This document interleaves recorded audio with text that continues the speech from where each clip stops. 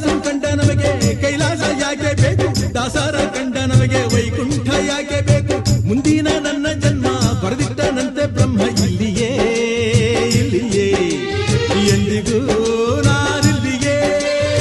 ಹುಟ್ಟಿದರೆ ಕನ್ನಡ ನಾಡಲು ಹುಟ್ಟಬೇಕು, ಮೆಟ್ಟಿದರೆ ಕನ್ನಡ ಮಣ್ಣ ಮೆಟ್ಟಬೇಕು. ಬದುಕಿದು ಜಟಕ ಬಂಡಿ, ಇದು ವಿಧಿಯೋಡಿಸುವ ಬಂಡಿ. ಬದುಕಿದು ಜಟಕ ಬಂಡಿ, ವಿಧಿ ದಡ